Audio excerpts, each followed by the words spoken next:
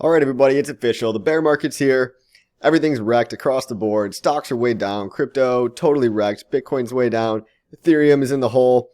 Hex, it's a little bit off from its all-time highs. But hey, we had a good run, right? We did a 10,000x in over 2 years. So it's okay. Bear market, it's over. And we can all just go home now, guys. Pack it up. Good try. And let's just go home.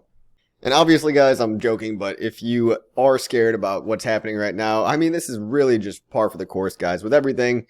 You know, when stocks, the S&P 500, when crypto goes up massively in 2 years, you know, things just don't go up forever all the time, okay? So try to chill out, and if you're investing for the long term, right, you shouldn't be a trader, right? Traders are always going to lose. But economic cycles happen, all right? We've always known this. It's been happening in crypto since 2009, right? We've gone through 4 giant bull and bear cycles where crypto pulls back up to 85, even 90%. Stock market's no different. You know, in that one global event where everybody was getting sick, when that happened in March of 2020, you know, stocks fell huge, over 33%, and Bitcoin dipped 50% in about a week. So if you're in this game, guys, you got to have diamond hands. That's how people win. And if you're investing, really, if you're actually looking at coins as an investment, then you're not so concerned with the day-to-day volatility. And obviously, Hex is one of those investing coins. That's my personal favorite to hold for a long time frame. And what do I mean? Obviously, years, guys. And with PulseChain right around the corner, like I've been saying, you know, I really do think this is the play to insulate us and drive even more hype. And of course, guys, as I've got to say, as PulseChain gets closer and closer to launch, the anticipation is killing me. I mean, it's killing us all. But the more and more closer we can get to launching in a bear market near the bottom of a bear market, the better it is for everyone. Hex launched in the bottom of a bear market in December 2nd, 2019. And it's during these times of peak fear. And when there's blood in the streets and everyone's naysaying every investment, right? When everyone's so scared is the exact time that you should be looking at things as opportunity, right? So you got to think like a whale if you want to one day become a whale. So fortunes can be made in bear markets. If PulseChain launched in the bottom of a bear market, this would be the best physical time to launch. I don't think people realize that because when you're at the bottom of a bear market, guys, the only way to go is up from there. So yeah, Bitcoin went from $3,000 to $69,000 in 2 years. You think it's just going to keep going up forever? Guys, it's got to blow off some steam. When things go up so fast, like all of crypto did, they're going to come down a little bit. There's what we call corrections in markets. And the bigger corrections that are more extended are called bear markets. So if this is your first bear market, welcome to the show. This is where it gets fun, and this is where we separate the boys from the men, the paper hand plebs from the diamond hand chads. And let's get into talking about today's actual topic, which is PulseChain supply. And stick around till the end because we're going to talk about a secret PLS-X pump, which is a topic that I don't see a lot of people talking about, but it's going to be good for your bags, guys. So stick around to see why. Now, if anybody's wondering the ballpark estimate of what the total PLS supply would be, we can only really guess what it's going to be, guys. But we got some numbers here that I'll show you really quick. And Gerardo's done a good estimation of this. Some other people like Steve Hitson made some pretty accurate estimations. So if you like specific numbers, well, go watch those guys because you're not going to get those with me. You're going to get more round numbers. I like to use simple numbers because people can actually understand them. And I'm here to communicate complex ideas to everybody, right? And break it down. And if you can't explain something simply yourself, again, you don't really understand it, right? So this is an oversimplification of what the PLS supply might be. We know in the PulseChain sacrifice phase, there were about $700,000 of USD worth of crypto sacrificed. You might be saying, oh, there were 670,000. Yeah, I know. I'm rounding up, okay? Even numbers. I like zeros.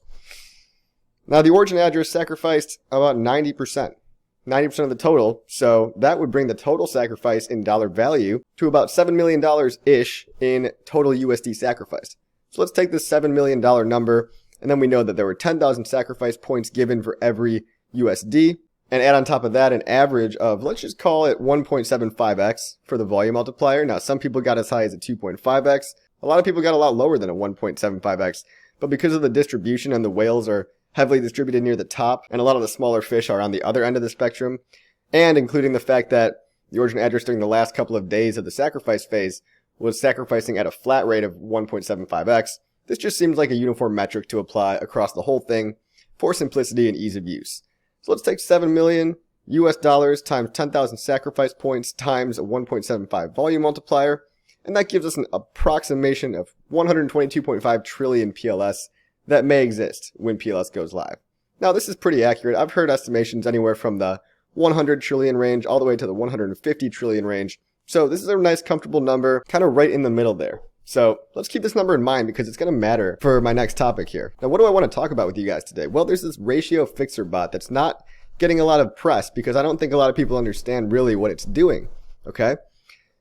When PulseChain launches, guys, the ratios, due to the fact that there's so much more PulseChain in supply than there is Ethereum, well, the ratios on the automated market makers are going to be all thrown out of whack. And because the price in automated market makers is based on the ratio of coin A to coin B in whatever liquidity pair you happen to be looking at, well, when Ethereum is converted to PLS, and everybody's sitting with these giant bags of PLS relative to the Ethereum and all these pools, without the ratio fixer bot, it would just be a mad dash to see who could buy up all these different pairs first, and the very first buyer would be able to get the lion's share of the other coin. Because temporarily, there would be a moment in time where it would be so easy for anybody with PulseChain tokens from the sacrifice phase to go and buy the majority of the other side of the PRC20s. Now, I touched on that briefly in my last video, so check that out if you don't really understand yet. It might click eventually, but guys, for the ratio fixer bot, what's happening to fix all these ratios in the automated market maker, what you really need to know and care about is that it's minting about 2.5% of the total PLS supply in order to basically go ahead and make one big purchase on every PRC20 pair. And that's to fix the ratios and the prices to make them more realistic, so you don't have just this crazy race for people trying to, it would just be like Black Friday shopping and people trampling each other to get the latest Samsung TV. It would be disgusting. So this ratio bot fixer thing is really actually good. And it's going to mint 2.5% of the total supply. So let's do some really quick math to run through, again, what I don't think a lot of people are talking about. 2.5% of 122 trillion is 3.0625 trillion.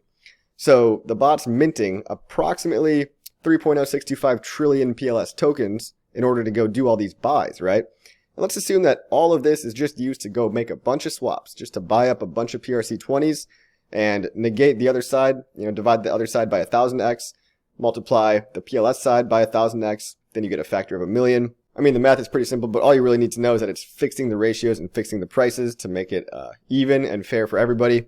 And then let's take some numbers that we know, right? Let's say that we do know that 0.29% of the fees on PulseX are going to the liquidity providers. So when this ratio fixer bot is making all these swaps in the very first millisecond, before anybody is able to actually use the PulseChain, this is the very first thing that's running on the PulseChain before anybody comes in to trade, okay? So you're not going to be able to front run this bot. Don't get any ideas about that. It's running simultaneously with the fork and with the launch, so there's physically no way to front run this bot, as far as I know. But if we know 3 trillion PLS is being used to buy up all these coins and 0.29% of that 3 trillion is paid in fees, that's 8,881,250,000 PLS paid in fees alone.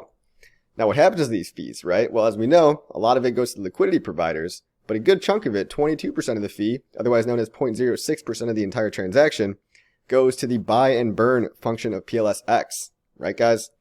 Now, what happens when you buy and burn a coin? The number goes up, right? You're buying the price up and you're reducing the supply at the same time. Pretty cool feature.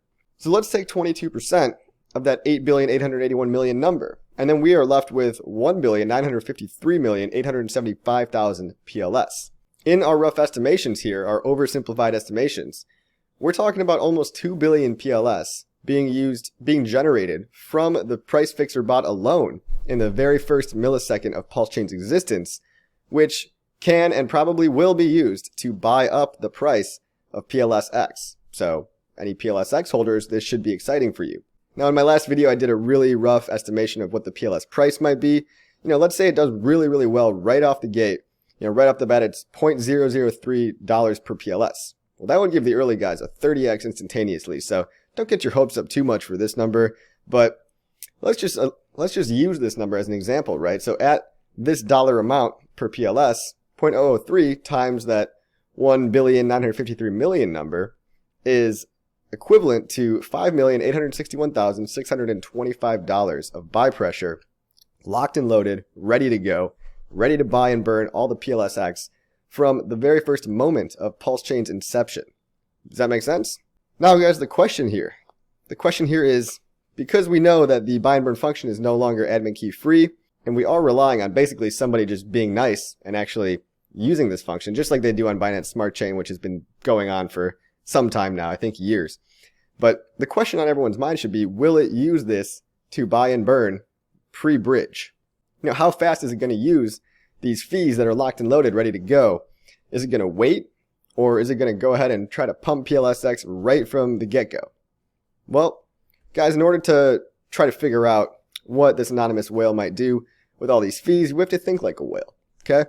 Now, will it buy back all the bags of all the quick flippers from PLS-X? Because I know there's a lot of you out there that, because the sky is falling and it's a bear market and you've never experienced a bear market and you can't see past a couple of weeks of time, a lot of you are probably going to try to dump your PLS-X as soon as you can. And that's why you'll never make the big bucks, unfortunately. So due to the fear in the general market right now, and due to the fact that that's amplified in the crypto markets, and due to the fact that people probably have big bags of PLS-X that they just can't wait to get rid of, why would the anonymous entity that controls the buy and burn function want to just buy up all your bags right away on day one and let you profit from holding a coin for one single day?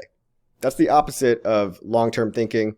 That's the opposite of investing, and that's not why these cryptos were invented, right?